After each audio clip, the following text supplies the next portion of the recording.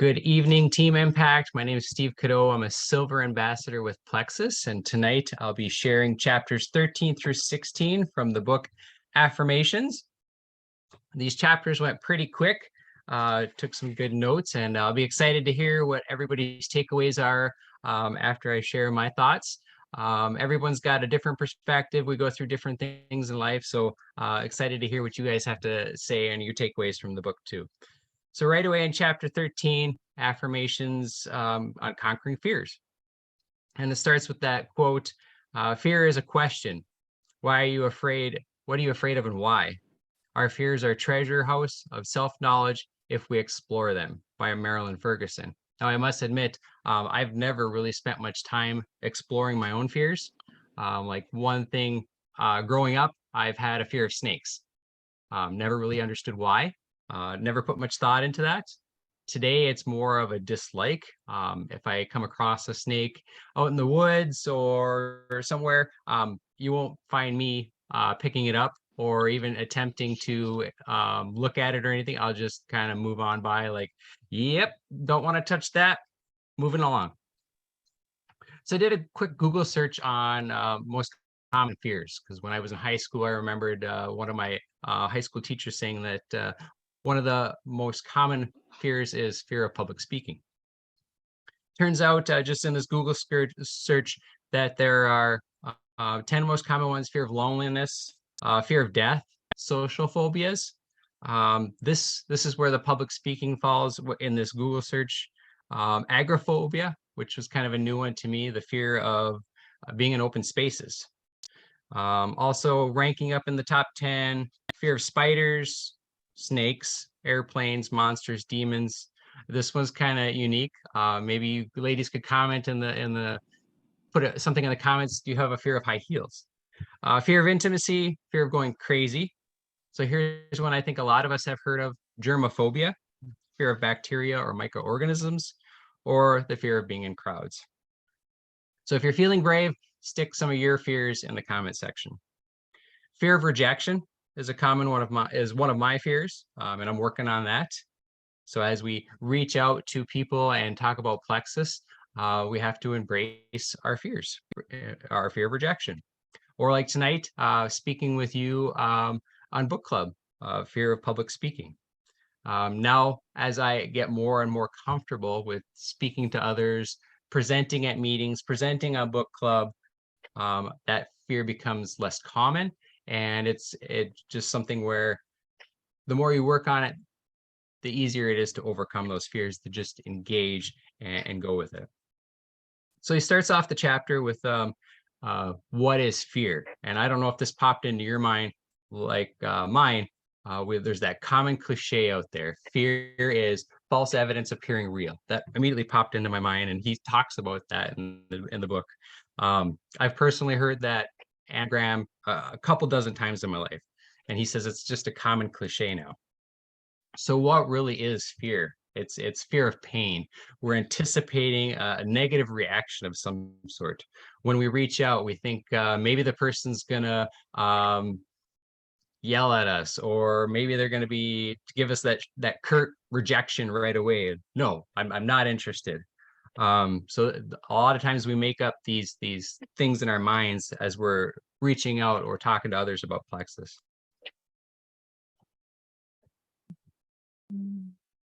So a lot of times when you have a message and you see that they saw it, then there's that fear that, okay, well, why didn't they respond? We make up different things in our minds. So embrace those fears of being rejected and reach out. Like he says, when we take action, we can overcome our fears. And it's kind of ironic because a lot of times fear is designed to protect us. But in these cases, there's nothing really to be that there's not a strong pain that we're going to be afraid of or that can hurt us. The average person knows what to do, but we often, we give in to that fear of rejection. So guess what? Once I emotionally accept the fear of being rejected by a stranger, someone who didn't know me anyway, I actually feel more in control of the situation, since I realized I wasn't going to be hurt as bad as I feared I would. I don't know about the rest of you, but I often find it easier to cold contact strangers because they don't really know me. So whatever their reaction is, the impact is very small. But it's those that we know the most, those that we value their opinions. Sometimes we have that fear of rejection, like what are they going to say? What are they going to think of me? What if they say no? What if they ask a really tough question and I don't know the answer to that? So embrace your fears, take action. So some affirmations at the end of this chapter that I really liked. Um, why did everything work out better than I thought it would? So instead of thinking of the negative impact of reaching out, we're training our mind to think of what if it turns out even better than I thought it would be? What if they're the next diamond on my team? Why am I so confident? I like that one. Confidence is something we can always work on. And it comes across so much better when we talk to a person with confidence. And so at the beginning of the chapter, when he talks about fear is that false evidence appearing real, I like the last affirmation at the end of this chapter. Fear is feel everything and relax. So going on to the next chapter, the fear of overcoming bad habits. For every question, there's an answer. Where everybody fails is by asking the wrong question. And I thought that was very impactful. And that's by Richard Days. I thought that was a very impactful quote. I'm guilty of doing this, asking the wrong questions, or at times I don't question things at all. I just kind of take it at face value. So with our bad habits or our habits in general, we should be questioning them. How many of us just naturally go through our day? We have habits. These are just the things that we repeat in and out day after day. So we wake up. For me, first thing I do after I wake up, I make a pot of coffee. Then I start my breakfast. Some of us might be listening to the news in the morning. Then we shower or bathe, get ready for work, travel to work. Often we take the same route just out of habit. We know how to get there. Or maybe you got things on your mind, or you were really tired waking up, and then you wonder, how did I even get to work? Your brain went into autopilot. Those habits just allowed you to get to work without even thinking about it. You work, you have lunch, you come home from work, make some dinner, you have your bedtime routine, get the kids ready for bed, go to bed, and do it all over again. So we have three kinds of habits that he talks about in the book: the habit of thought, the habit of word, and the habit of actions. So in our life, your habits stem from words, which come from your thoughts, which are your beliefs, which means that your thoughts come from your beliefs. You create from these beliefs your words, which create your actions, which create your results, which create your life. So stop to think about the way you talk to yourself. How does that impact what you do, what you say, where you go? Sometimes we have disempowering thoughts. These lead to habits, what we call bad habits. These habits are procrastination, smoking, biting our nails, gritting our teeth, maybe fiddling with a pen. I'm probably guilty of that. When I'm talking, sometimes I'm fiddling with a pen. That's a little bit of a bad habit. Gossiping at work. Sometimes when we take these habits to extremes, they lead to addictions like gambling or drugs or worse. So I like what Noah says about using examples of using affirmations to help us who have multiple times tried to. So he had that example in the book where a person has tried to quit smoking. And they've tried multiple different ways. They tried to do the patch. They've tried taking pills. They've tried cold turkey. They've tried hypnosis. And the person says, I've tried so many times and I just can't quit smoking. So he wrote down on a piece of paper one question for them to read once or twice a day. Why is it so easy for me to quit smoking this time? And within a few days, that person went from they needed to have a cigarette every 10 minutes to they went several minutes to an hour without having a cigarette. And then he went and visited them 5 months later, and he had a conversation with them. And over that 90 minutes, that person never took a break or went outside to have a cigarette. And as he's leaving, he went and he looked out the door or looked over in the corner at their area where they'd kept their cigarettes and other smoking things. And it was all cleaned up. And the person said, yeah, I don't know why it was so easy for me to quit this time. Well, subconsciously in your mind, you were finding ways and doing those habits that caused the person to quit smoking. So we have to develop productive habits that move us towards what we want. And then getting rid of those unproductive habits, like overeating or gossiping, things that are not getting us where we want to be. So it's one thing you can think of is replacing a bad habit with a good habit. And if you were with us when we read the book Atomic Habits, they talk about that. Or if you have a good habit and you want to develop a new one, stack the two together. So affirmations are a science-based thing. We simply can't just ask these positive questions and hope that we get results. We do have to take action. We do have to think about what it is we're trying to achieve. So that's why it's so important for us to do our IPA every day. So that way it becomes a habit and we reinforce it in our minds and attach it to our goals. So next, going on to chapter 15, affirmations on spirituality. I kind of enjoyed this one. This was a really good one. I really like the quote at the beginning of this chapter and all the chapters. I love the little quotes at the beginning. I had a million questions to ask God, but when I met him, they all fled my mind and it didn't seem to matter. Christopher Morley. And it was really neat the way he starts off the chapter, and he was talking about when he meets clients or people at seminars, he'll ask them, why do you not feel closer to God right now? And it's usually because people are going through a difficult situation, and then they're focused on the difficult situation or the trauma in their lives, and they've taken their eyes off God. So loss and gain, he talks about, are human ideas. They're not God's ideas.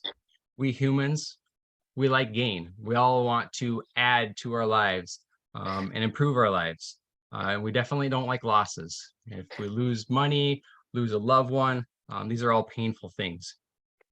So he'll ask people often, why would a loving God allow this to happen? Or excuse me, people often ask that question.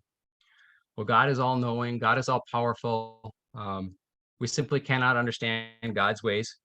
Maybe God is using that life event or that loss or that experience to call someone closer to him. But we really don't know because, like I said, God's ways are not our ways. But Noah says that God is all around us. The more we use affirmations, the more we realize and we feel God with us. We are the ones who left. God never leaves us. And in fact, I liked that. Jackie recently shared this in a story on Facebook. If you've seen that poem or a little summary of tracks in the sand, footprints in the sand. And it talks about a person who's up in heaven and he's looking back on his life and he says, God, all these good times in life, I see two footprints in the sand, two people walking side by side. But in the hard times in my life, I only saw one set of footprints. Why did you leave me? And God says, I didn't leave you. I was carrying you. And that's such a powerful thing. And we got to often think about that in our lives when we're going through traumatic events. God is still there. We've just taken our eyes off him. God is an omnipresent, all-powerful. So he's always there. He's everywhere. And why are we one with God? Some other affirmations that we can ask ourselves, why am I abundantly provided for? And then I really like this one too. I wrote this one down because it was meaningful to me. Why am I always in the right place at the right time, being the right person, saying the right things? So then the last chapter for this section, affirmations on life and happiness.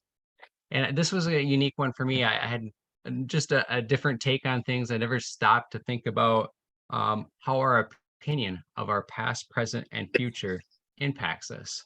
So if we think about our past and our present and our future in positive ways, we're more happy. So the same can be said for the opposite. If we're thinking about our past, present, and future negatively, we tend to be very unhappy. And this is all having to do with how we perceive things and our opinion of it, because it's not what happens to us. It's our opinion of what happens to us that determines our thoughts, determines our feelings, and our responses. And all of those together create our lives. It's kind of neat because two people can have the same experience and they can have an exact opposite opinion of what happened.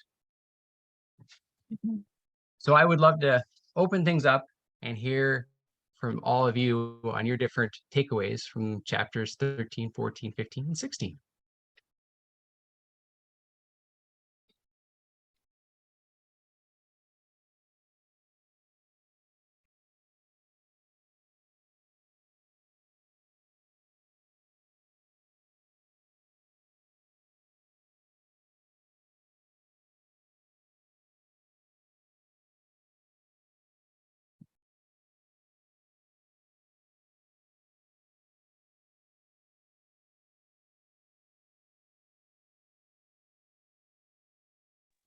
I'll go. I was just trying to remind myself what I wanted to share, so I had to find my note. I just liked this. So I can't even remember what chapter, but I just had it marked. Where they're talking about the mindset of like even just going to work every day. You can stay at the office. Like, so here's some examples. Now, let's say you're coming home after a day's work. Do you stay at the office as long as possible to avoid what you think you'll come home to? Like, he just starts naming like mindset things too. Um, or do you leave the office at a reasonable hour? Like, what are you already thinking about what it's going to be like when you come home? Is it good? Is it bad? And that really does set the tone for what it's actually going to be like. My husband and I are doing this separate marriage series. I don't know if anyone has heard about it, but it's like Love and Respect.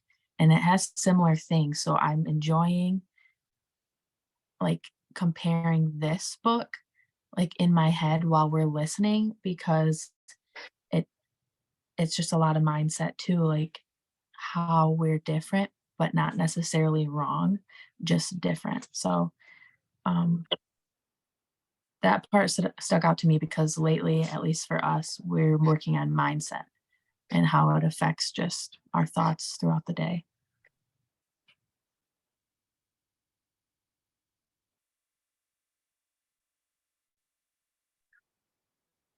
Yeah, thank you, Jade. That's so good. And you're absolutely right. If you have it in your mind that when you go home, you've got these chores to do and dinner to make and just the family events and it's going to be stressful and you're dreading it, chances are you're going to. And it's the same with building our business too, that if you dread making those contacts, it's going to become a chore.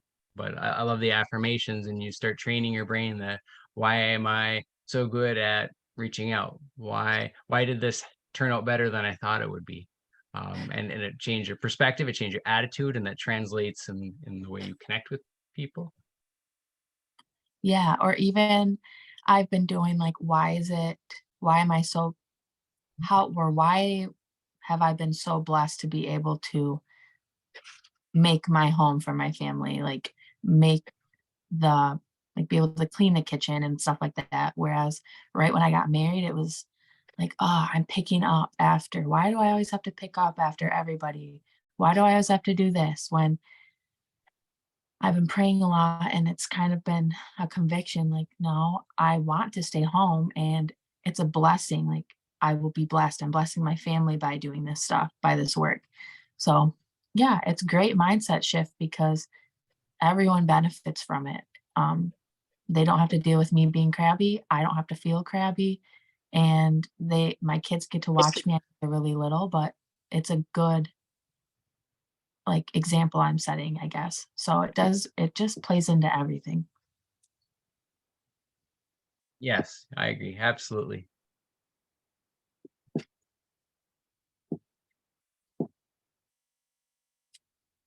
Who else Okay, would I like have to a share? couple. I have a couple. Um, that whole antidote or whatever you want to call it, the fear, the false evidence appearing real. Like I remember hearing that a long time ago. I'm like, oh, that's a great explanation of fear, and just like didn't really think a lot about it. And then when he examines that and and like you mentioned, Steve, by the way, amazing job. Where you really like wrapped it all nicely together. It was a lot of chapters, not a lot of reading, but a lot of information still, right? But the anticipation of pain. So that fear is an anticipation of pain. And I think, we think like, okay, I'm going to a new place. Like my kids are going to a new school. Well, I'm afraid to go in there. Well, they're afraid of the pain of rejection or the pain of not feeling safe or whatever, And so I think too, we fear what people will think of us a lot when we want to reach out. And what and I talked about it Monday, and I have just been really thinking about, but if we don't reach out and ask, like, who are we holding this opportunity from? Who are we holding these products back from? And a lot of people are like waiting for us to ask them. They might see our posts, they might see our stuff, but they actually want a personal invitation. Otherwise, they're just, well, maybe she doesn't want me on her team.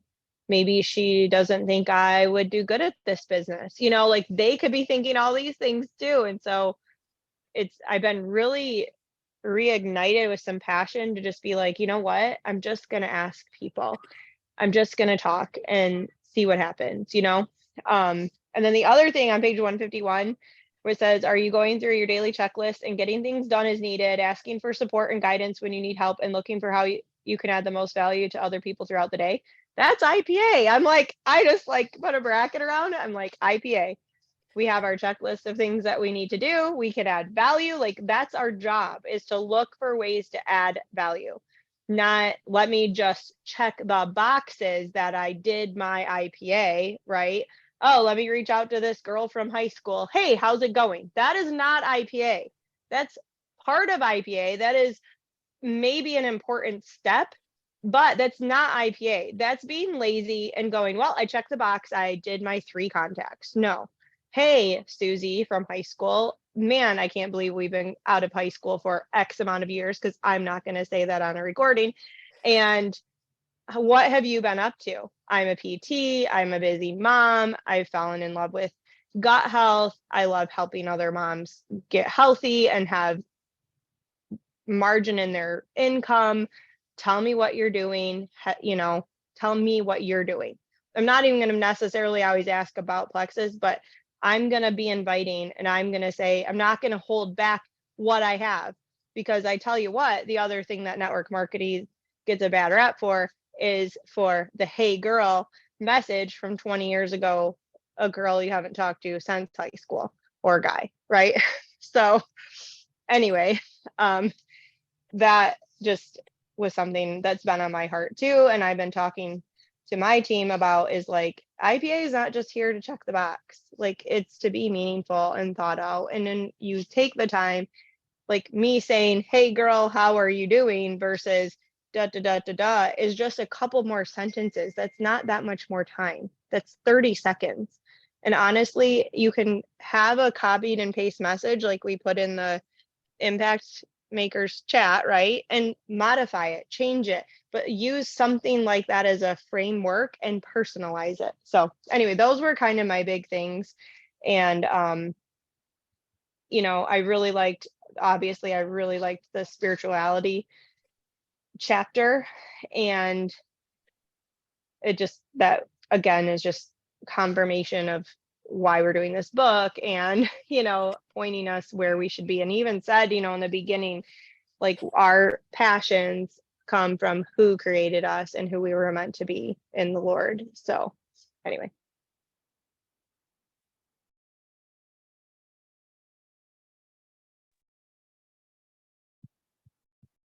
Yeah, those are all great points, Elizabeth. And I just wanted to touch on the fact that sometimes that personal invite, they've been thinking about it, they've been seeing our posts, and for whatever reason, they just haven't responded to our posts or anything. So having that personal invite is actually, it's their call to action. And like you said, they wanted us to reach out to them and individually invite them. They're not going to come out and say that, hey, I'm glad you finally contacted me. I've been waiting on here on the sidelines. We're all busy. We've got things going on in our lives. And it's us reaching out personally and carefully and thinking about them and showing that we care, and saying, oh yeah, I've been meaning to message you or ask you, what is Plexus? Why are you so excited about it? How could this impact me? And then going on to that, what you were saying about spirituality, I don't know if you guys remember early on in the book, Noah asked us to write little things on the sidelines when we have those aha moments. So if you go back and read this another time, you can see what happens over time and how these impact your life. But I actually did that on page 162, and it was where he was talking about, people having loss and in difficulties in their life. And I wrote in there, be curious, ask questions. So when people are sad or they have pain in their lives, just tenderly, carefully, thoughtfully ask them, hey, what's going on? Is there anything I can help you with? And make those personal connections. That is really important too with a loss, like loss of a death of a loved one. My girl that I knew from the salon, she was doing a facial like a couple months after my dad had passed. It was a couple months, and she was like, tell me about that, and tell me about your dad, and tell me what happened. And she wasn't afraid to ask those questions about like what happened and how are you doing and how are you feeling. And I was crying. I'm like, I'm so sorry. And she's like, it's okay. Well, she is much younger than I am. I mean, more than 10 years, I would say, probably 10, 15 years younger. And she lost her dad as a kid, And so here she's ministering to me from her experience that she had at a much younger age. But she wasn't afraid, maybe because she'd gone through it, And I think sometimes when we have friends that have lost someone, we're afraid to ask, well, what happened? Or are you doing okay? Like, are you really doing it? Like, what do you remember most about your dad? Like, ask something. Don't just go, I'm so sorry, and move on. Like, be more meaningful with even that. So that's just in general, obviously in Plexus too, but I don't know. It just really struck me that my girl is like asking me more questions about it. And, I was happy to talk to her. And I think you can read people too. If they don't want to talk about it, you're going to know. But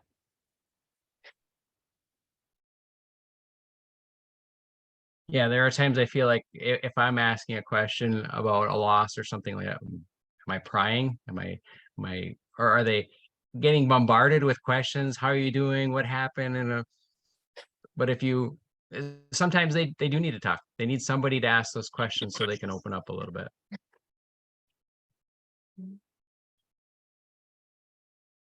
Well, I think too, that goes back to, you can always ask people stuff, when we're asking people about their health or when we're asking people about their goals or any of that stuff, some of those more difficult questions that people might not want to talk about, you can say, is it okay if I ask you about this? Are you open to talking about your health? Are you open? Sorry, my chair. Are you open to talking about what's going on with your family? Are you open to talking about these things? Or if people are saying, I can't afford that, you guys, that's one of our biggest things that we get people saying that they don't want to do this for. I can't afford this. Well, are you open to having a conversation about finances? How where are you spending your money? How can I help you? Are you open to sharing? And, even tonight I had one of my people say, well, I can't afford this anymore. It's too expensive, but I'm noticing when I'm not taking my products, I'm feeling terrible. I'm like, okay, well, if you're only doing this, then this is what the results are going to be. Or if you're doing this, I said, you haven't hit the first rank yet, but if you're willing to share about it, you can make some money and that would help you with your costs and you would help that person too. And they're like, well, I don't want to sell. And I said, you don't have to sell anything, but what if you casually talk to people, about, hey, I'm taking these products and when I take them, I feel great. When I don't take them, I see these things are coming on. You might notice that a lot more of your friends have these same issues going on. And by you not sharing that with them, you're holding back the opportunity for them to feel better. It's not just about you trying to sell something to somebody. So I just want you to think about those things when you're trying to figure out how to feel better yourself and help others too. So that goes back to the on 150. It's more important to how you, or excuse me, to look at how you're going through your day than what you're actually doing. You know, if you're just going through the steps of, hey, do you know if you help 3 people, you can go silver? Well, that doesn't mean jack squat to most people. But if you, you know, talk about how that it can impact their life, impact the lives of others, that's a lot more meaningful. Or, you know, if you're approaching your IPA begrudgingly just to be able to check the box and you're grumpy about it because maybe you're not feeling it today for some reason, people are going to feel that. You know, if I, you know, if your spouse comes home and is in a grumpy mood, or your kids had a bad day at school, you're going to feel that with what they're telling you and what they're saying to you. So taking those pauses, getting your mind straight, getting your why straight. Why are you doing this? Are you, you know, getting those things straight before you have conversations with people is so important. And if you can't get that straight, don't do it at the moment. Do it another day when you're in a, or do it in an hour later after you've taken a walk, because all it does is dig you a hole. So those are my words of advice for today. What I got out of these. Great job, Steve, by the way. Thank you so much. Okay, I'm gonna piggyback that. Aren't you guys glad that this book has worked for me? Because I'm more excited and passionate and just over my slump of being sad in March. But so like if you think about this whole I don't want to be a salesperson, but you say, okay, but tell me the last 3 things that you bought that really helped you out. You know, so somebody says, well, I bought this really cool laundry hamper for my kids' room and it's made da da da da da, or whatever, like 3 things. Maybe they bought a gym membership, whatever. Someone had to sell that. This whole, like, there's still something being sold. And when we think of what we have as a tool to better someone's life and kind of relate that to them, but like you don't want to necessarily just point that out. Like Jackie said, like ask them questions. Are you open? But you can ask, one of the questions you could ask is, tell me the last 3 things that you bought on Amazon, you know, and let them answer and help them kind of come to that conclusion that this is another tool. It just comes with amazing everything, right? And then hopefully help them to see that they can overcome this I don't want to be a salesperson objection. And one more thing, just to add to what she said, what we have, and even the way that our subscription and membership is set up, is way better than so many other companies. I had I had someone on social media who shares like natural home products, like tons of different stuff that's not like Plexus, but it is still like something I was interested in, but we don't have it. You have to maintain a minimum monthly purchase to even be able to have your membership at all. So you have to pay for your membership, plus you can't even use it if you don't buy stuff every single month. And I was like, it wasn't registering in my brain. I'm like, what? We are not like that at all. Ours is just so much better. So if you struggle with belief in the products or the business or anything, just know that we are way better, and it's just the best.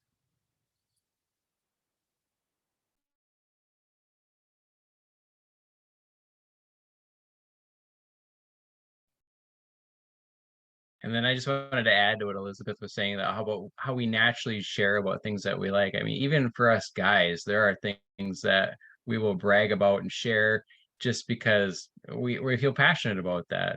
Things like, oh yeah, Ford trucks are the best. I've always driven Ford. Or hey bud, you got to check out my new Matthews bow. It's awesome. You know, it can do this and it can do that and it can shoot arrows at however many feet per second. Um, and if you just try to take some of that and hey, check out these products that are making me feel great. You know, I have more energy and I'm sleeping better and I don't have any more gut pain. And hey, just take a look. Tell me what you think.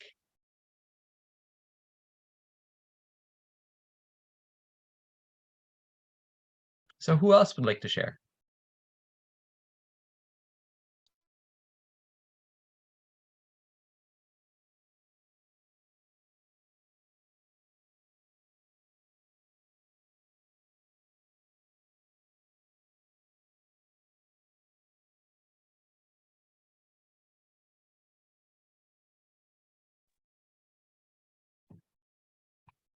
Well, last call. It's 40 minutes into the book club.